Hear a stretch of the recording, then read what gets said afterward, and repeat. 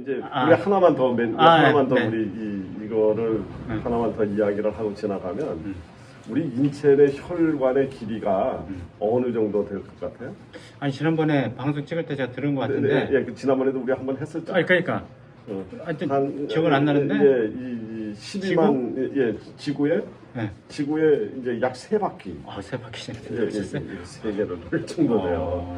그러니 이게 말이 3바퀴죠. 이게 얼마나 긴 겁니까? 그러면 아무리 가느다라고 하더라도 그 3바퀴 도는 그 긴 줄을 차곡차곡 이렇게 접어서 우리 사람 몸을 만약에 다 집어넣어야 된다고 얘기를 하면 이게 상상이 이게 잘 안 되죠. 그렇죠. 예, 안 됩니다. 그러니까 이제 이거를 얘기를 해도 잘 실감이 안 나. 그러면 거꾸로 얘기하면 돼요. 그러니까 우리 사람 몸 약 60에서 70kg 정도 되는 밀가루 반죽을 밀고 해서 늘려서 지구를 3바퀴 돌릴 수 있느냐. 예. 그러니까 이게 진짜 우리 몸의 혈관이 그런가 이런 정도로 우리 몸의 혈관의 길이가 긴 걸로 돼 있습니다. 그러면은 이제 제가 무슨 얘기를 하려고 이 얘기를 끄집어내느냐면 우리가 알고 있는 혈관들이 우리가 손이라든가 우리가 관찰 가능한 혈관들을 보면은 어느 정도 이렇게 커 보이니까 혈관이 다 이런 줄 알아요. 그런데 이 혈관들은 우리 몸의 몇 프로, 0.몇 프로밖에 안 돼. 그래요? 대부분의 혈관은 머리카락보다 가느다라. 모세혈관 말하는 그런 예, 전부 다 가느다라요. 이게 훨씬 더 많다 이 말이죠. 근데 네. 여기에 혈액이 끈적해졌다든가 사용되지 않는 뭐 이런 당이 돌아다닌다든가 뭔가가 여기 정체 현상이 일어나면 그 혈관은 다 막히고 손상될 수밖에 없어요. 그렇죠. 예. 그 중에 이제 이 신장, 아까 그 레닌 이야기하면서 신장에 들어가는 혈관을 이야기했었는데 이 신장 쪽은 더더군다나 우리 몸 안에 혈관 중에서도 모세혈관이 아주 집결되어 있는 장소예요.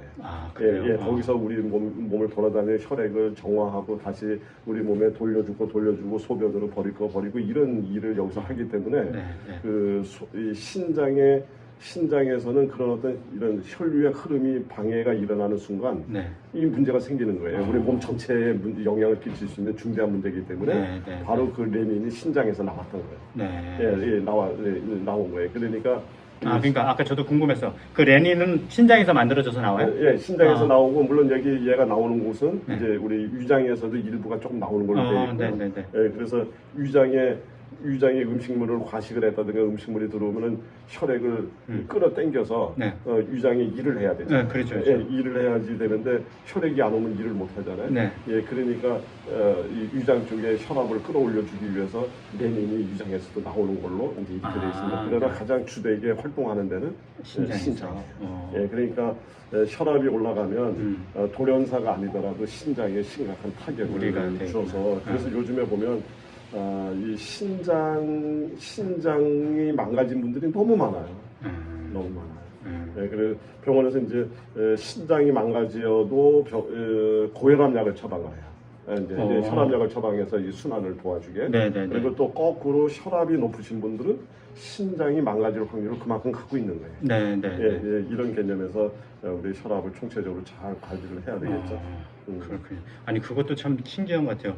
결국은 그렇게 지구 3바퀴나 도는 그 혈관을 사실은 이 심장에서 그죠? 펌프해가지고 다 거기까지 간다는 거 아니에요? 그만큼은. 그러니까 펌프를 해서 얘가 이렇게 돌리는 요 단순한 심장의 심만으로 간다면 이거는 사실은 불가능해요. 그러니까는 심장에서 이렇게 보내면 혈관 요 내벽에 혈관 내벽에 수많은 센서들이 있습니다. 그래서 여러 가지 상황에 따라서 혈관을 늘리고 줄이고 하는 이런 신축성과 탄력성, 혈관의 이완 이런 것들이 이제 이거를 하죠. 그리고 또 이제 심장의 심으로 혈액이 가는 거를 우리는 동맥이라고 얘기를 해요. 그런데 이제 나갔던 혈액이 심장으로 되돌아오는 이게 정맥류. 정맥류는 돌아오는 거니까 심장의 심으로 돌아오는 게 아니잖아요. 그렇죠. 심장의 심으로 돌아오는 게 아니고 이거는 이 혈관의 탄력과 그다음에 근력의 힘으로 이 안에 혈관이 지나가는 걸 근력이 눌러줘요. 눌러주고 짜주고 밀어내고 이러면서 돌아오는 거거든요. 그런데 근력이 소실되고 그다음에 혈관이 이제 탄력성을 잃어간다. 그러니까 여름철 나무까지는 휘청휘청되고 탄력이 있는데 겨울철 나무까지, 가을 나무까지는 굳어가잖아요. 그러니까 우리가 노화라는 것은 굳어가는 거예요. 그래서 이 혈압으로 인한 이런 문제는 누구도 피해갈 수 없는 우리 노화 과정에서 만나야 되는 일이기 때문에 더 심각한 거예요. 그런데 지금 젊은 막 푸릇푸릇한 애들이 이 30% 가까운 애들이 고혈압에 노출돼 있다. 그럼 이 앞날은 어떻게 될 거예요?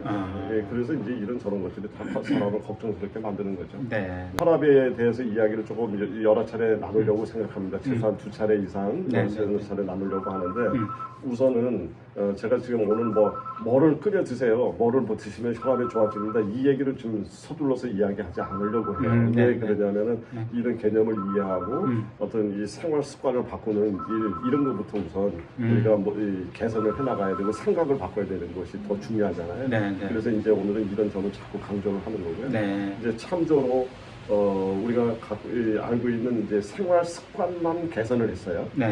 개선을 했는데 뭐 먹고 이러지 않고 생활 습관만 개선을 했는데 체중을 10kg를 떨어뜨렸더니 혈압이 적게는 5에서 20까지 이렇게 다운이 되는 내려가는 이런 효과가 있었다. 이런 이제 연구 결과들이 있습니다. 그러니까는 과체중 하는 사람들은 혈압약을 먼저 떠올리지 말고 체중부터 내리는 일을 하셔야 되겠죠. 그다음에 이제 식사는 골고루 드시는 것이 좋은데 미국에 이제 굉장히 유명한 그 심장병이라든가 혈관 질환을 전문으로 하는 이제 의사들이 있습니다. 우리 얘기하면 심장병 학회, 심장의학회 이제 이런 개념이죠. 이제 거기서 이제 이렇듯 심혈관 질환을 예방하기 위해서 권장하고 있는 식사법이 있어요. 이거를 대시 식사법이라고 이야기를 하는데 대시 식사법 영어군요. 그러니까 DASH. 저 대시 식사법은 지금 이제 제가 의료법이라는 게 있잖아요. 의료법. 그래서 만약에 바나나가 고혈압에 도움이 됩니다. 이거를 과일을 파시는 분이 야채나 과일을 파시는 분이 그 앞에다가 이게 혈압에 도움이 됩니다. 고혈압 환자 이거 먹으세요. 만약 이렇게 하면 이게 약사법 위반이에요. 걸려요? 의료법 위반이 된다. 그래? 이제 그냥 이제 적절하게 도움이 된다 이런 어떤 이렇게 말로 완화해서 얘기를 할 수 있는데 그것이 어떤 특정한 질환을 타겟으로 이렇게 치료 효과가 있다 이렇게 강하게 얘기하면 안 되는구나. 강하게 얘기를 하면은 그거는 의료법이나 약사법의 문제가 되는 거죠. 그런데 미국도 마찬가지입니다. 그런데 이 대시 식사법이라는 것이 어느 정도 권위가 있느냐면 이제 대시 그 학회에서 대시 식사법 이제 그 학회에서 대시 식사법을 얘기했잖아요. 그러면은 그것을 근거로 이 과일이나 야채를 판매하는 분들이 그것을 근거로 그 내용을 인용해서 사용을 해도 의료법, 약사법에 위반되지 않는다. 그러니까 얼마나 권위가 있어요. 이제 바로 그 학회에서 권하고 있는 식사 방법 중에 혈압을 낮추는 것의 가장 핵심적인 것은 어쨌든 육류보다 야채, 과일, 그다음에 이제 그쪽은 우리랑 틀려서 이제 우유라든가 이런 것들 많이 먹는 이제 우리도 갖고 있죠. 그래서 저지방 우유. 이제 요런 식사만 개선을 했는데도 혈압이 약 8에서 14 그러니까 평균 한 10 정도가 내려간다. 이제 이렇게 얘기를 하고 있습니다. 그러니까 이제 이제 저런 것들은 굉장히 조심스러워서 저런 숫자를 이야기를 하지만은 실제 제가 임상에서 경험을 했을 때는 저런 식사법만 조절을 해도 한 20 이상 이렇게 내려가는 것을 많은 임상에서 경험을 많이 해요.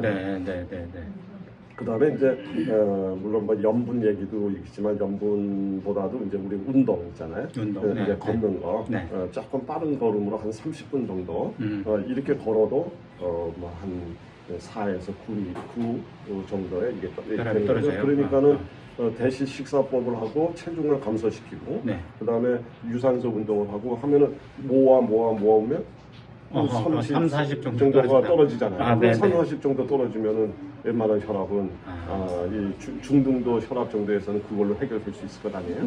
그러니까 이거 우선 그것부터 우리가 마음 자세를 가져야 된다는 것을 제가 강조하고 싶은 거죠. 네. 물론 남자들 이제 절주 술 마시는 거 이런 것만 좀 줄여도 네. 그래서 이런 것들을 잘 하셔서 어쨌든 건강하게 또 갑작스레 가족들이라든가 본인이 떠나니까 뭐 그만이지만 가족들이 얼마나 당황스럽고 얼마나 힘들겠어요. 그러니까 그런 일을 당하지 않았으면 좋겠다 네. 그런 생각을 한번 해봅니다. 네, 알겠습니다. 아니 그 술도 혈압을 굉장히 올리죠. 그러니까 우리가 술 먹으면 막 화끈화끈거리는 게 그런 거랑 그런 거. 근데 이제 술이요. 네. 그래요. 이제 술이 혈압을 올리는데 네. 술을 마시고 취중에 있는 동안에는 네. 이 혈관이 이완돼요. 혈관이. 네네네. 예, 그러니까는 이 혈압이 오히려 살짝 내려가구나. 떨어지는데 네. 이제 술이 깨는 과정에서 혈관이 이제 수축대에 들어가면서 네.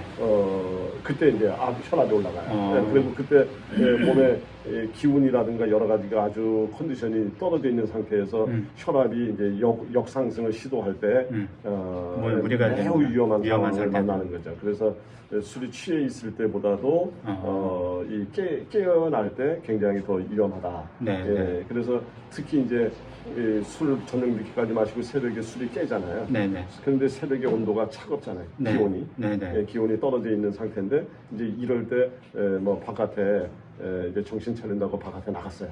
그 나가는 순간 이 온도가 또 혈관을 급격히 수축하지 지금 몸 안에 여러 가지 흐름 자체가 또 그렇게 돼 있지 이런 네. 상황에서 쓰러지죠. 예, 이제 그런 것들을 그래서 많이 조심하셔야 되고 더 중요한 거는 알코올은 지속적으로 이렇게 먹게 되면 혈관 그 내벽에 센서를 손상시켜요.